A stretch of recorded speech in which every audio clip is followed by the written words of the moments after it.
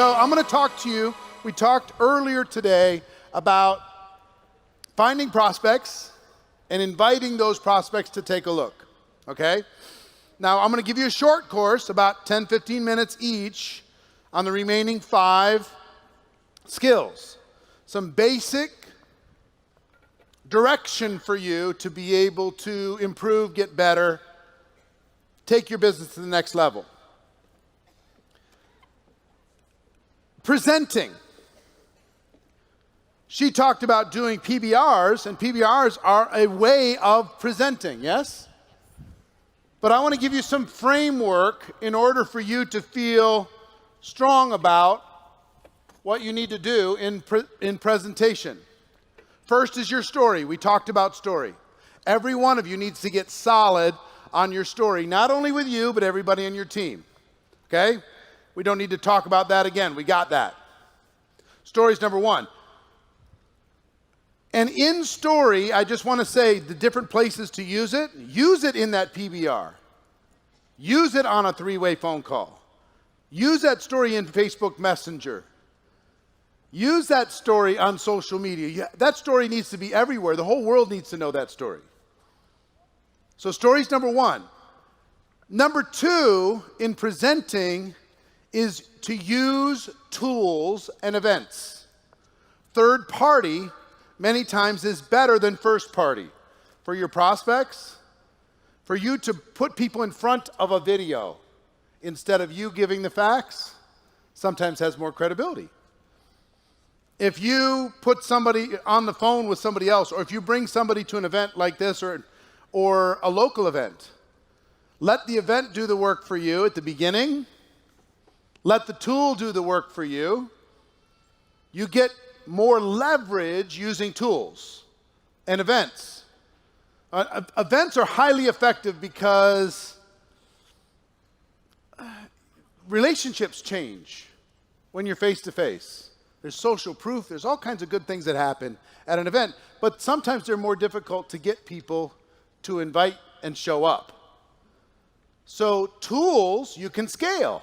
I remember the first tool that I was introduced to. My company came out with a video cassette.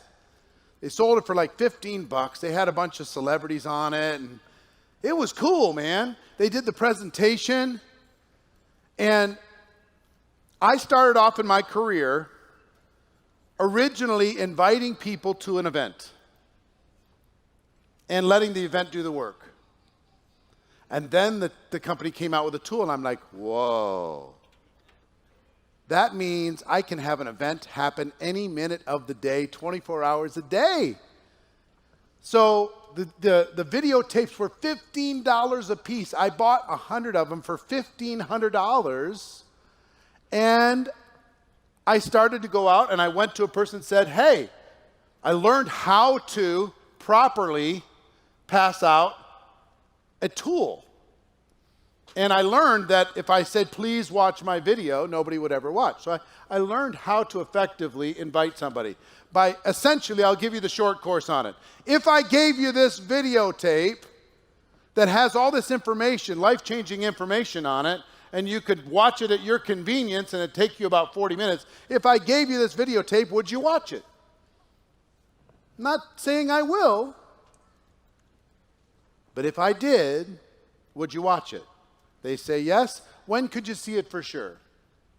Oh, I could see it by tomorrow night. All right, fantastic. So if I called you after tomorrow night, you'll see it for sure, right?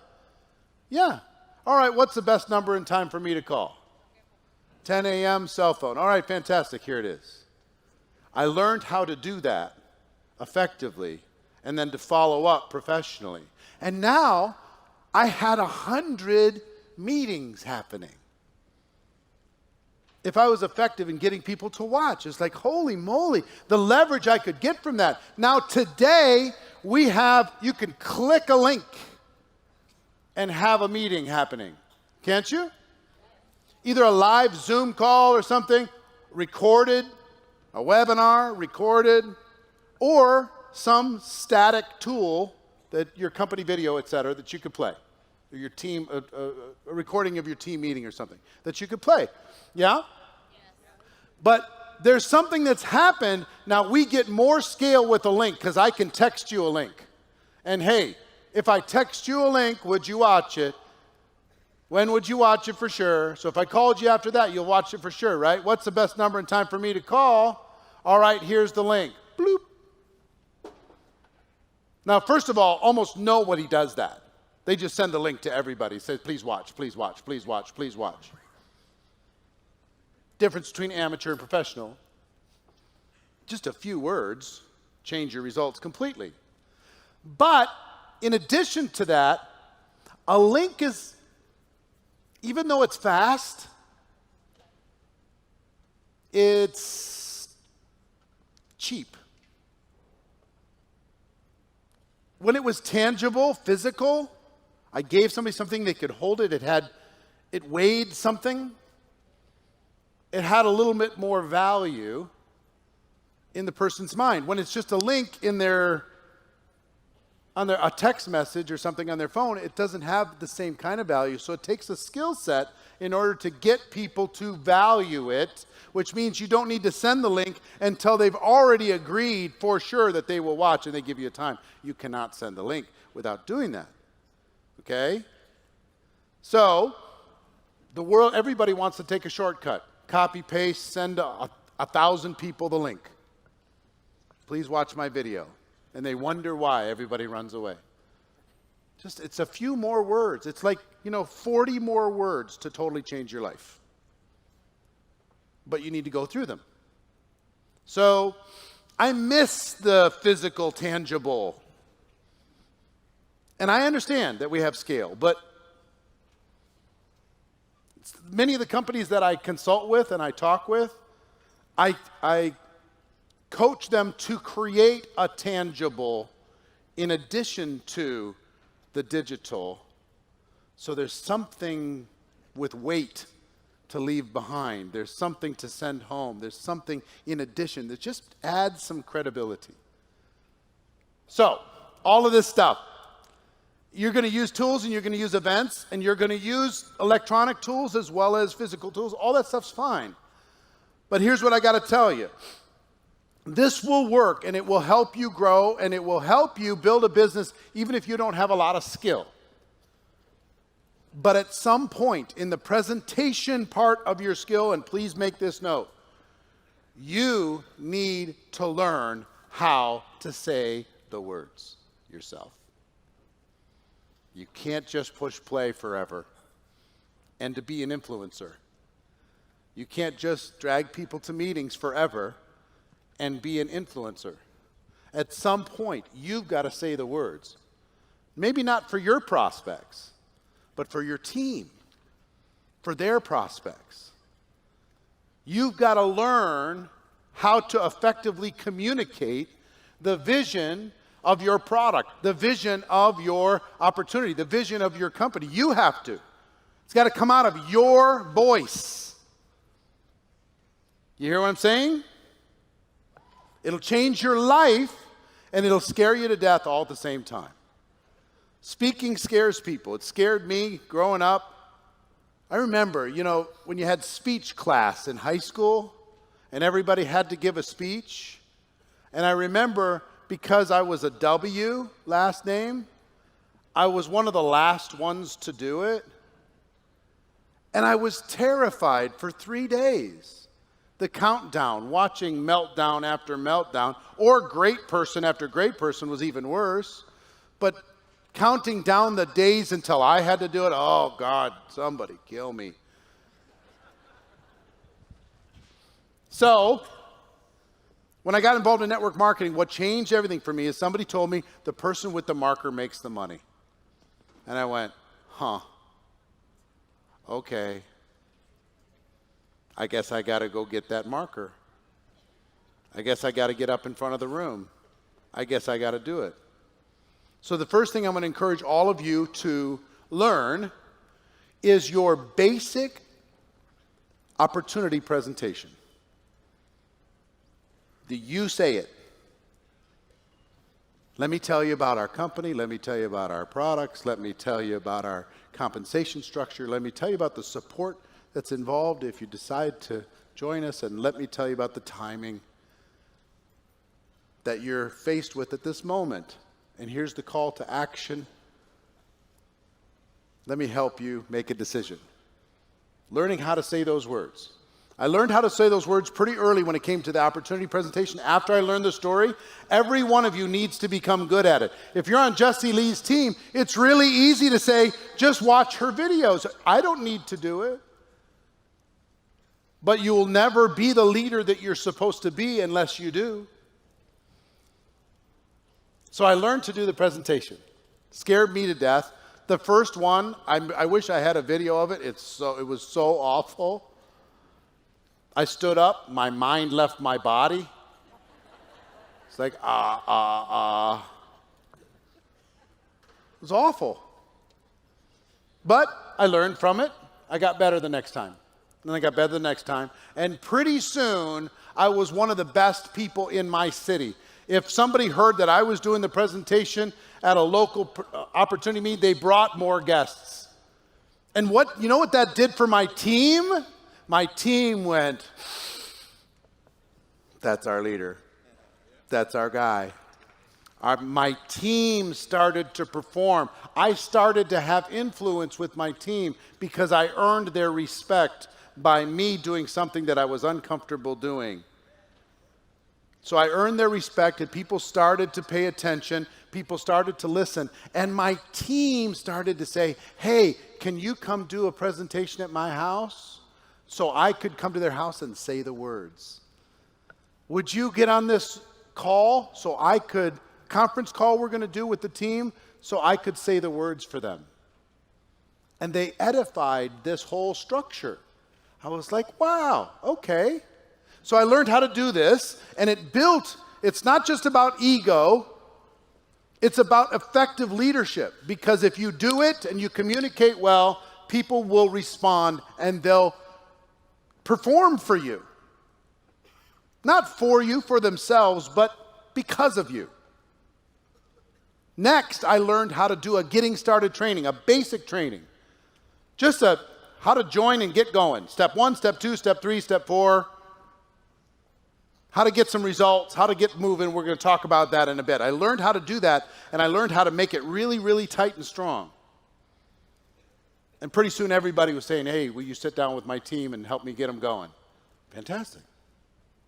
Then I learned how to do more skill training. If we did a Super Saturday, I could do more on a Super Saturday.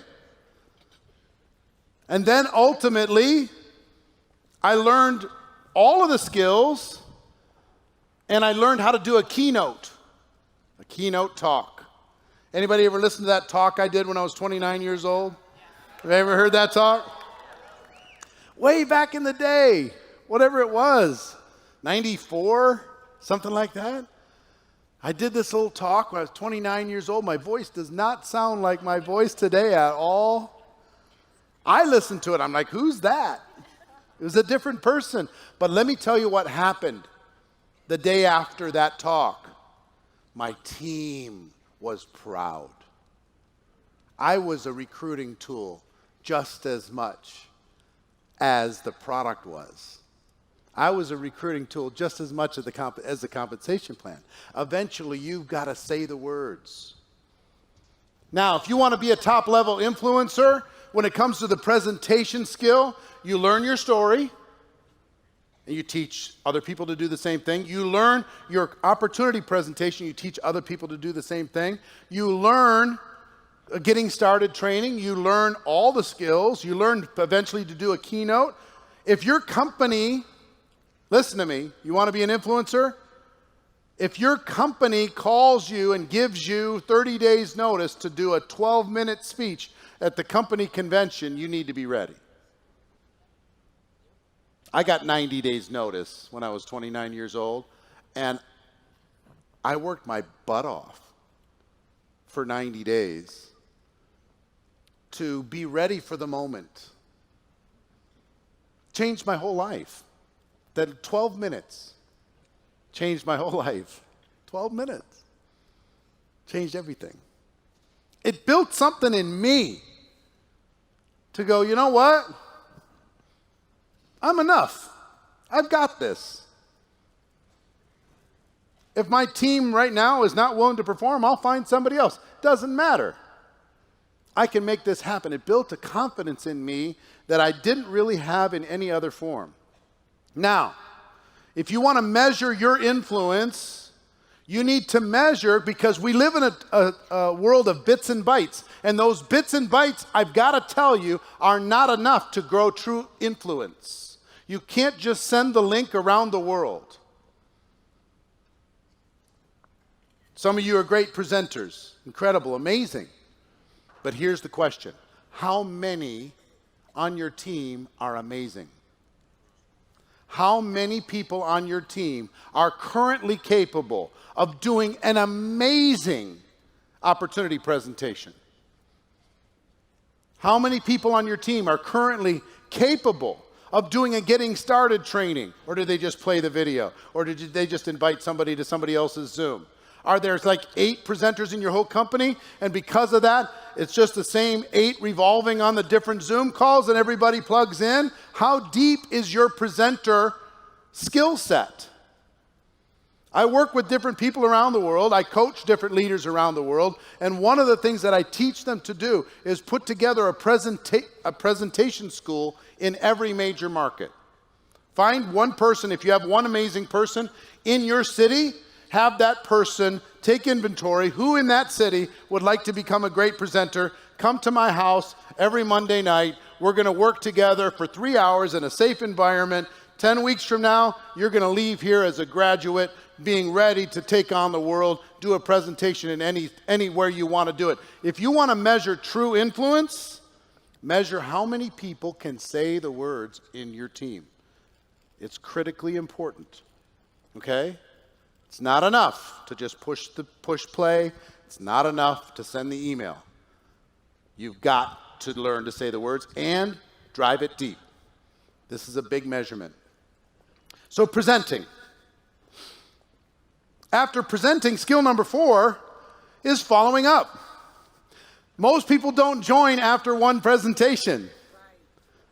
Hey, here's my product. Most people don't join right away. Hey, here's a business. If you join my business. Most people don't start a business after one conversation. We assume that they will because maybe some of us did. But most people are like, I've got some questions. I got to think about it. Some people just need some time, all kinds of different things. So just always be assumptive, like, of course you're probably going to want to join and come do something with me because you're a smart person, and together we can do something amazing. But also, don't be stunned if they say, I need a little time to think about it. Don't be freaked out if they say, I got to talk to my spouse. Don't be sad or frustrated if they say, I don't think I have the time, or I'm not sure if I have the money. It's normal. Here's your job in follow-up. Remember I said all business is conversation? Here's what all follow-up is. You ready for your notes? All follow-up is keeping the conversation going. You have an exposure? Keep the conversation going. Open-ended. Don't close it. Set the next exposure. Keep the conversation going. Answer a question. Keep the conversation going. Have them try out your product or service. Keep the conversation going. Introduce them to somebody else. Keep the conversation going. Bring them to an event. Keep the conversation going. Send them a link. Keep the conversation going. Show them some positive news. Keeps the conversation going. That's all it is.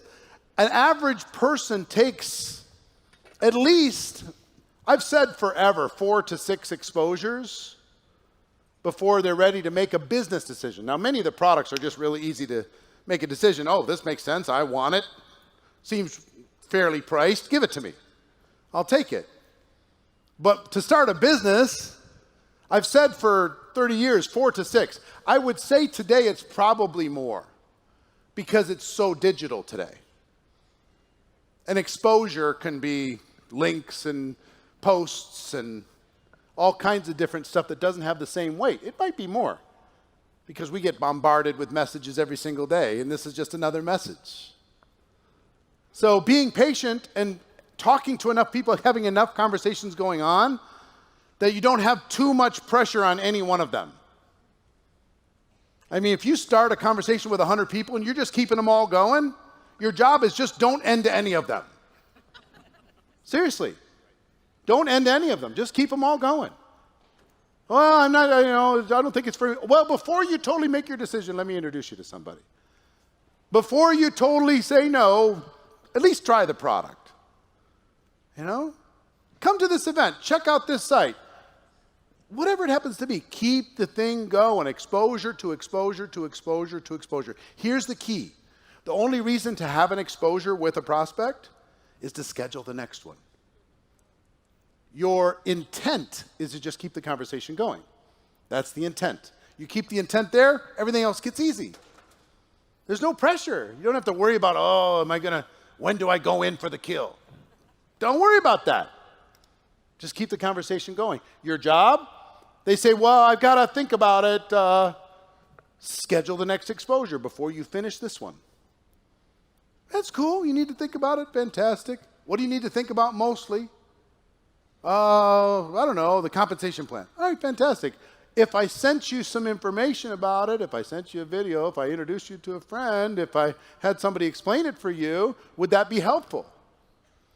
Oh, yeah, that'd be helpful. All right, fantastic. I'll send you that. How long do you think it'll take for you to kind of go through that material? Oh, I need like a week. All right, so if I called you a week and 8 days from now,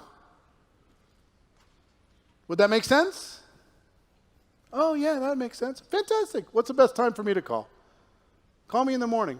Your cell phone? Perfect. 11 a.m. to next Tuesday. Does that work for you? Yeah, it works for me. Fantastic. I'll send you the information. If you have any questions, give me a call. If not, I'll talk to you next Tuesday. Next exposure is set. And when you talk to them then they just say, I don't know about the ingredients in the product. I'm not really sure about the ingredients in the product. Now, mind you, they haven't looked at the ingredients in any product for the last 22 years. They're sipping their Diet Coke saying, I'm not sure about the ingredients in your product. What's the sweetener you use? I mean, like really? Come on. As they're going through Taco Bell. You know what I mean? But they're trying to sound smart. It's okay. It's natural. A lot of objections. Let me tell you about objections. In this exposure of keeping it going, keeping it going, keeping it going, keeping it going, objections are going to show up. They're going to show up. And stop being surprised, because it's going to be a handful of the same ones for the next 50 years. They're not going to change. They haven't changed in the last 30. I can't expect that they're going to change much in the next 30. But let me tell you why. I've kind of analyzed why is it? Number one, there comes a time in every presentation when a person goes, a real business person would throw in an objection around now. Maybe I should do that just to sound smart. Seriously. You're presenting and they're going, Are you part of the Better Business Bureau?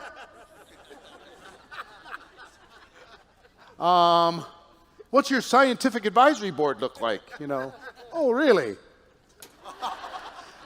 They'll ask all kinds of crazy stuff just to sound smart. Sometimes it's just a reflex. You ever walk into a retail store and you need to find something and you don't know where it is in the store, and the person comes up and says, can I help you find something? You lie. No, I'm just looking. The professional understands, they back away, and they wait. If you need anything, just let me know. All right, thanks. Yeah, leave me alone. 3 minutes later, they can't find their size. Professionals like, are you ready? Yeah, show me this thing. So they're just reflex. Some people say, hey, would you like an opportunity to make money? Their reflex is, money? What are you talking about? I'm good, I'm cool. Sometimes they just need clarity. They're seeking clarity. They're not looking for a fight. They're seeking clarity. They're like, is this one of those things? I had a friend of mine say, is this one of those pyramid? You work with those pyramid things. He saw the look on my face. He says, I don't mean anything negative by it. Because how do you clarify what this is that we do? You say it's network marketing. People say, oh, computers, nice. Right? It's crazy. So, objections are natural. And let me tell you one thing. Objections are your best friend. Without them, you will not build rapport. Without them, you will not build certainty in the prospect's mind, clarity in their minds, understanding. They won't. The objection itself helps to educate them. Helps them see a picture. You want them to ask the question. I don't think I have the time. I used to be terrified by objections. I used to be just terrified. I hated them so much. I hated them like I hated lima beans. You know what I mean? I still hate lima beans. But a person would come up with an objection. I'm just like, oh, I thought I had a good person. Then they said, I don't have the time. I'm like, so you know what I did? I ran away. Some will, some won't. So what? Next, I'm gone. I don't have the time. I'm going to go find some people who have some time. Bye. I don't have the money. I'm going to go look for people who aren't broke. Bye. I ran away. I bought their story. In every conversation, somebody's buying and somebody's selling. And they sold me that they didn't have the time, and I ran away. They sold me that they didn't have the money, and I ran away. They sold me. It wasn't for them, and I ran away. I got sold. So at first I ran away. Second thing I did is I fought everybody. Once I got a little education, information, people say, you know what, I just don't have the time. Oh, you know how many hours there are in a week? When are you going to stop wasting time watching television and scrolling on the internet? When are you going to take charge of your life and walk away from all those other distractions and do something for real?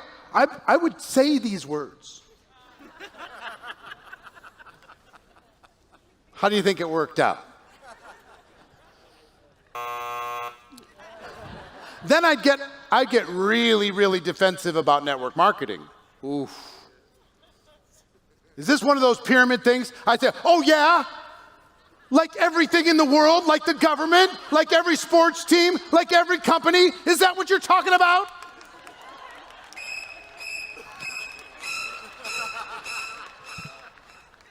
Yikes. I tried the cute ones. No, it's not a pyramid. Those are in Egypt. I tried that.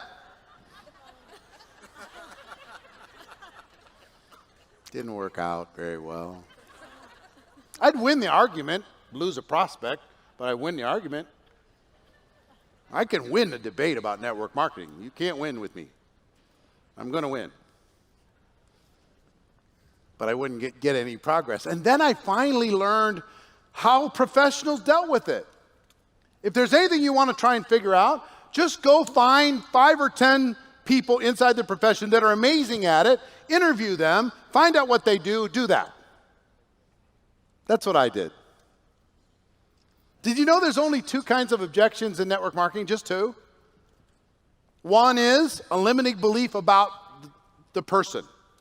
I'm too old, I'm too young, I'm not a salesperson, I'm too introverted, I don't like people. You know, all these limiting beliefs about themselves. I don't have the time, I don't have the money. That's just all limiting beliefs. Because if you really understood what this was, you'd find the time. You'd find the money. That's not even real. It's just a limiting belief. Or they have a limiting belief about network marketing. You know, maybe they have a friend, they tried it, or somebody else in their family tried it, or they've heard bad press about it, or whatever. They got this limiting belief about the profession itself. And so because of that, they just say, you know what? That's a filter, not for me. Fantastic, no problem.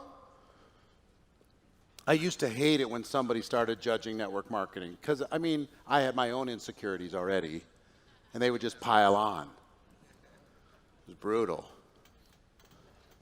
So I learned how to deal with objections.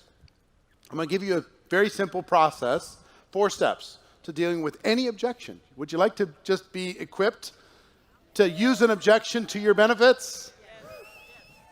Number 1. Listen.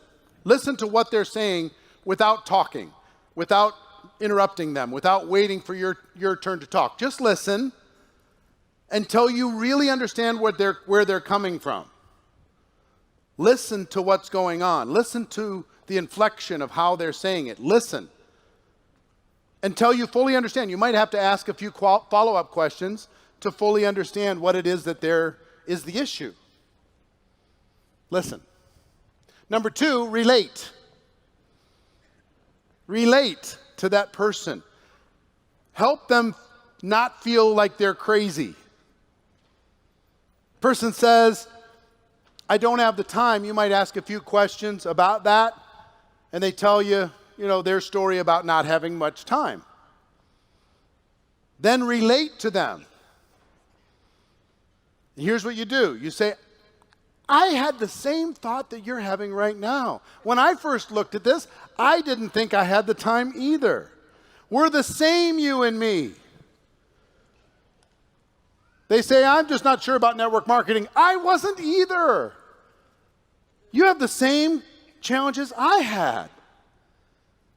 I'm not sure if I have the money to do this. This seems like a big decision. Me too. This was a big decision for me. Even though I was making enough to make a living, everybody thought I was okay.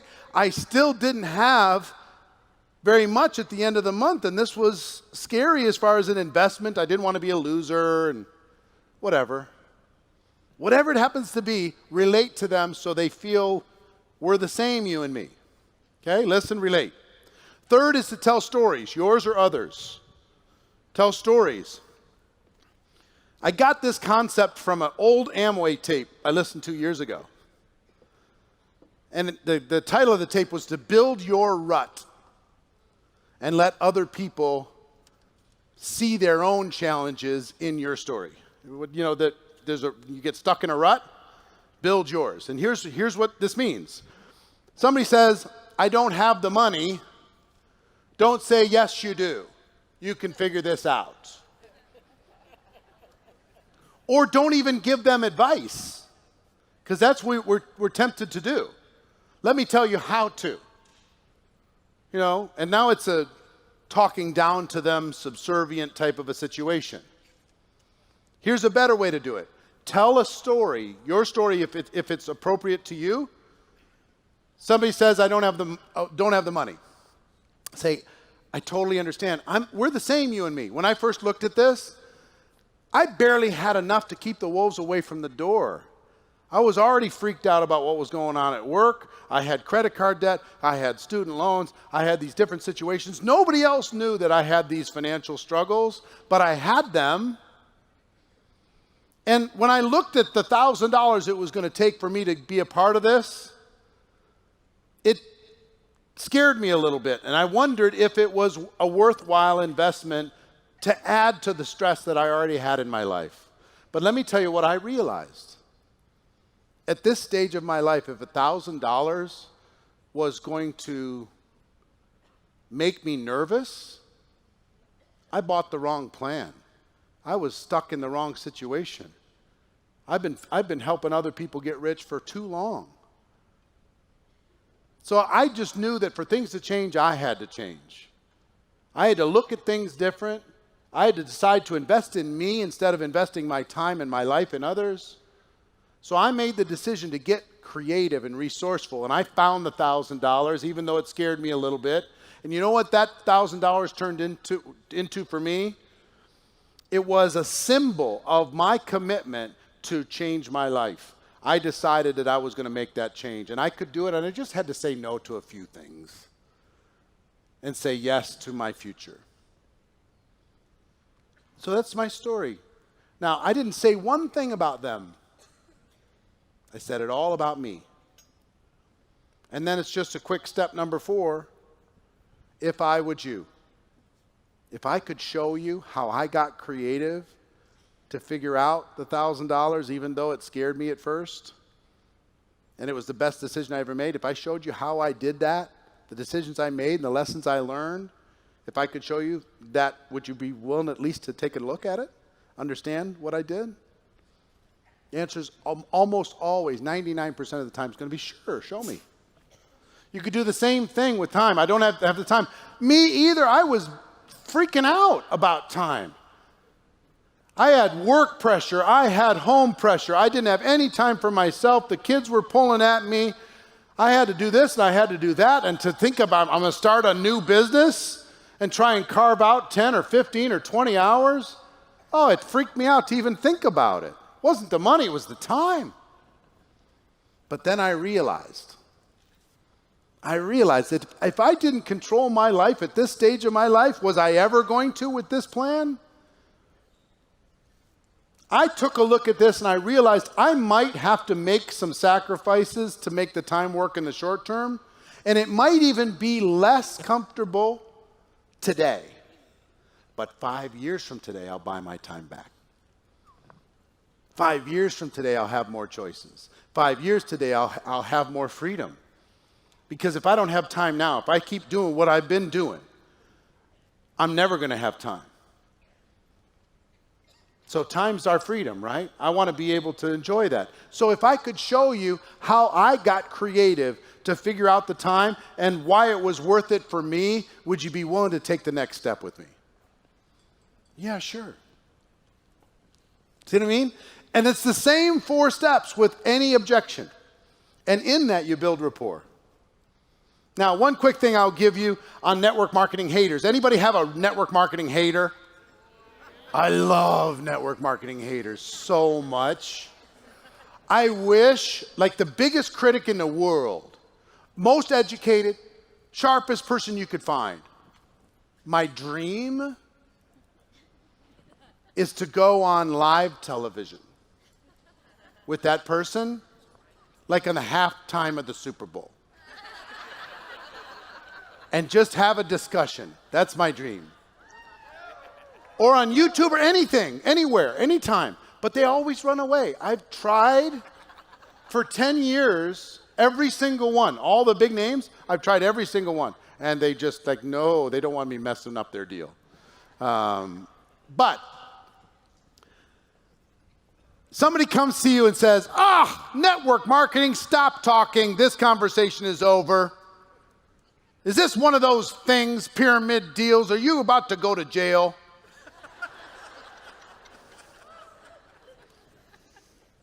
You ever get those?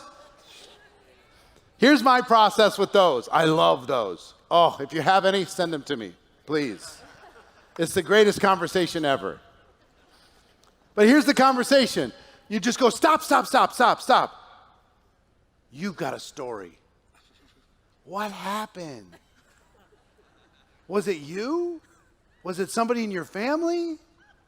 You can't have this kind of emotion unless you got a really good story. So forget about my opportunity right now. I don't even care about that. Tell me your story. Tell me.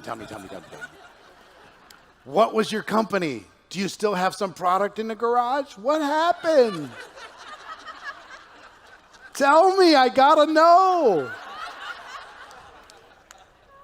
That's why your car is pink. I get it. No. It's a great company, fine company, unbelievable company. So, I love that. And they usually say, no, I just don't like it. Oh, I said, come on. I'm not trying to sign you up. I just got to know. When was it? When did it happen? And they finally, they usually just drop. They just, 7 years ago. My brother-in-law got me into this stupid thing. I told everybody. Signed up a whole bunch of people, and then the company went out of business. Oh. I'm so sorry to hear that. That had to be bad. You put your reputation on the line with all these people. They followed because of you. They joined because of you and your recommendation. Then the company went out of business. Oh, man. How did you deal with it? They tell me their story. I've heard all these stories, all of them. And I empathize with them. I'm really sorry that happened. But let me ask you a question. Was it network marketing that let you down, or was it that particular situation? They say, you know what? Because companies go out of business, right? In every field, every day. This one was a little more personal because you were recommending it. I get it. And they'll usually admit it wasn't network marketing. And then say, let me ask you this. And I'm not saying you have to. And I understand the pain and I understand the reputation. I get it. But if you could ever feel comfortable that the company was going to be around for the long term, if they were solid, if they were real lifers and they were doing it right, and you felt confident in the security of a long-term thing, is there ever a situation where you might consider getting involved again? If you were comfortable. And almost always, almost 100% of the time, they'll say, yep, sure. Sometimes it's I got in and my upline pushed me around and bullied me, and they told me I had to do this and I had to do that, and I finally got sick of it. Then I would say, do you think it was network marketing that let you down, or was it that upline that was pushing you around with their out-of-control ego? Yeah, it was the upline.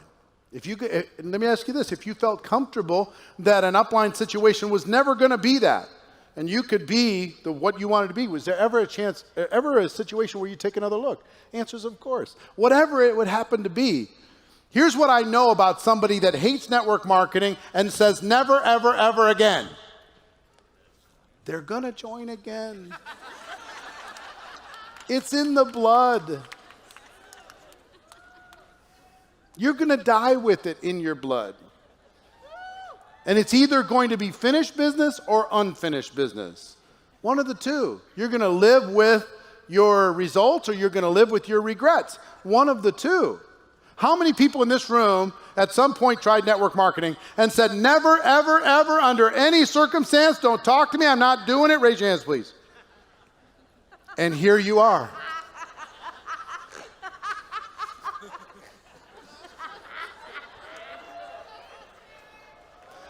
So, find somebody in network that hates network marketing. They're one of your best prospects. They're joining again. It's going to happen. If you say, I was burned out. Whatever. Code words for all kinds of things. So, does that help a little bit? Follow up and keep the conversation going. Objections, just a simple formula. Listen, relate. Tell stories, ask questions. One thing about stories, sometimes your story might not be appropriate. They say, it's not a good time now because I'm 8 months pregnant. You can say, oh my gosh, me too. You can't say that. Especially if you're a guy, that's a problem. And please don't ever say, oh, I know exactly how you feel. No. Avoid that conversation. But what you can do is tell somebody else's story. You say, I totally get it. I understand. You got a lot of stuff going on. But your story reminds me of somebody on the team that just decided that they wanted to start their business and extend their family at the same time. Even though it was crazy timing, they decided to do it too. And here's why they did this. And if I could and maybe even introduce you to that person, and they could tell you their story of how they did it, would it be a conversation you'd want to have? Sure. If you say, a person says, it's really challenging for me, I can't do it because I'm a brain surgeon. Me too. You can't do that, me too. But you can point to other doctors and physicians within your organization, somebody who can relate to their story. So it's your story or somebody else's stories, but stories are very, very powerful. Listen, relate, tell stories, ask the question. The ultimate question in network marketing is, if I, would you? It is the most powerful question you could put in your arsenal. If I, would you? If I gave you this link, would you watch? If I told you this story, would you listen? If I invited you to this event, would you attend? It works on about 15 psychological levels. It is thermonuclear.